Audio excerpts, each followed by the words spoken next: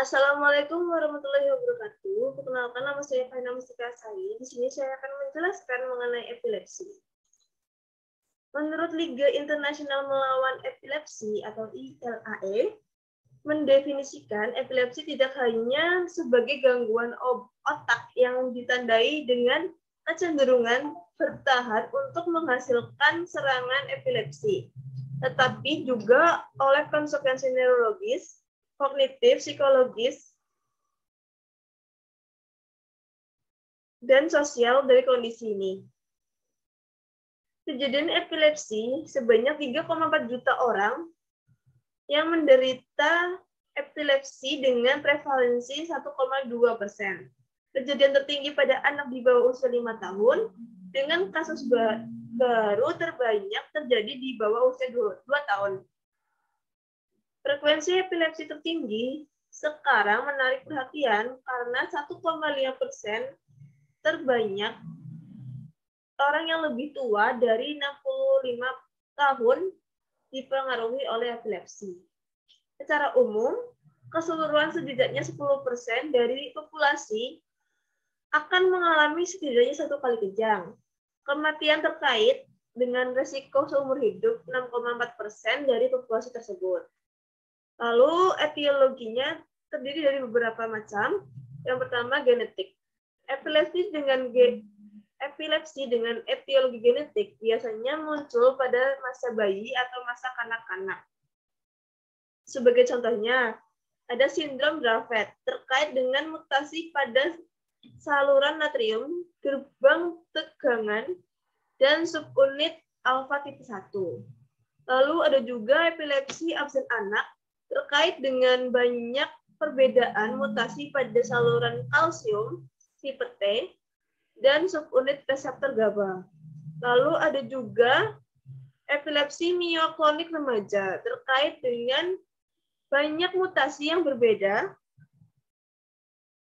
termasuk mutasi pada tangan EF yang mengandung protein 1 dan kinase sel usus. Lalu yang kedua, etiologi struktural. Etiologi ini mengacu pada kelainan yang terlihat pada neuroimaging struktural dan dapat diperoleh atau berasal dari genetik. Lalu ada etiologi infeksi. Etiologi ini dihadirkan secara menular. Penting untuk dicatat bahwa bentuk epilepsi yang didapat dari kejadian ini terjadi ketika pasien mengembangkan epilepsi sebagai gejala sisa infeksi. Jadi bukan ketika infeksi tersebut timbul kejang, tapi malah setelahnya, setelah infeksi itu selesai, justru timbul kejang seperti itu. Lalu ada etiologi metabolik kekebalan tubuh dan etiologi tidak diketahui. Dalam hal etiologi epilepsi ini, baik etiologi metabolik maupun imun, lebih jarang ditemukan, meskipun semakin banyak diketahui dan dipahami. Secara keseluruhan, etiologi metabolik mengacu pada kelainan metabolik yang berbeda, yang berhubungan dengan epilepsi, seperti penyakit Lafora, yang berhubungan dengan abnormalitas. Lalu, ada metabolisme glikogen dan perkembangan selanjutnya dari badan infusi glikogen yang tidak larut yang mengakibatkan epilepsi. Jadi kelainan metabolisme yang mengakibatkan kejang seperti itu. Lalu ada juga faktor risiko dan memicu kejang. Faktor risiko tersebut belum tentu menjadi agen penyebab karena faktor risiko epilepsi yang diketahui meliputi kelahiran prematur dengan berat badan kecil, cedera perinatal, misalnya anoksia, lalu ada riwayat kejang akibat alkohol, riwayat kejang akibat demam, dan riwayat keluarga. Seperti itu.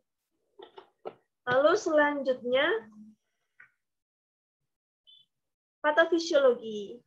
Patofisiologi ini terdapat 2 jenis, yaitu eksitabilitas neuronal, dan hipersinkronisasi.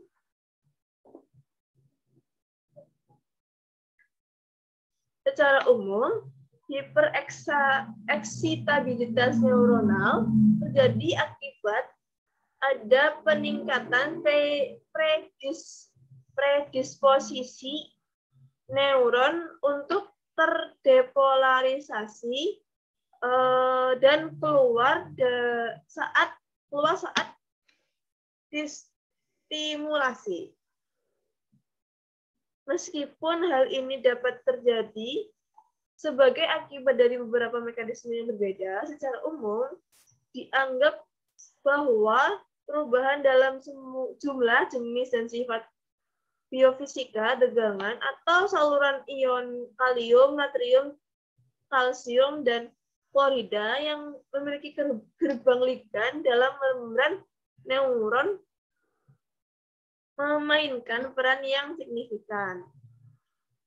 Lalu untuk mekanisme epileptogenesis lainnya yang mungkin berperan dalam hipereksitabilitas terkait dengan perubahan dalam perdagangan vesikel dan pelepasan neurotransmitter.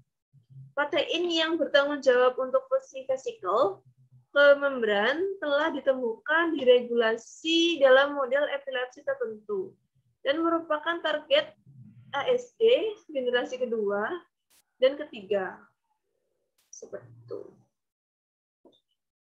Selain itu, ada banyak kemungkinan mekanisme pemicu hipereksitabilitas yang mungkin penting dalam patofisiologi epilepsi ini, termasuk kemungkinan modifikasi biokimia, reseptor modulasi sistem pesan kedua dan ekspresi gen, serta perubahan konsentrasi ion ekstraselular.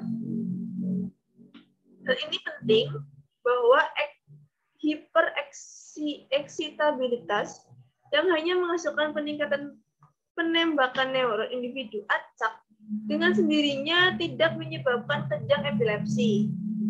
Kejang epilepsi terjadi hanya jika ada juga sinkronisasi penembakan neuron yang berlebihan. Selanjutnya ada diagnosa. Diagnosa di sini itu satu kejang yang tidak diprovokasi atau secara refleks dan kemungkinan kejang lebih lanjut serupa dengan resiko kekambuhan umum setidaknya 60% setelah 2 kali kejang yang tidak diprovokasi yang terjadi selama 10 tahun ke depan. Lalu setidaknya 2 kali kejang yang tidak diprovokasi atau secara refleks terjadi lebih dari 24 jam. Lalu di sini juga ada tesnya, ada 2 tes. Tes yang pertama tes laboratorium dan tes yang kedua tes diagnosa lainnya. Tes laboratorium seperti tes hipoglikemia, tes konsentrasi elektrolit yang berubah, lalu tes infeksi. Lalu tes diagnosa lainnya contohnya seperti elektroencephalogram atau EEG, lalu ada computed tomography scan atau CT scan, lalu yang terakhir magnetic resonance imaging atau MRI. Lalu untuk pengobatannya ada obat anti epilepsi yang terbagi menjadi 3 generasi. Generasi pertama, kedua, dan ketiga. Untuk generasi yang pertama, obat-obat yang sering digunakan adalah carbamazepine, clonazepam, etosuzimib, phenobarbital, primidone, dan valproat.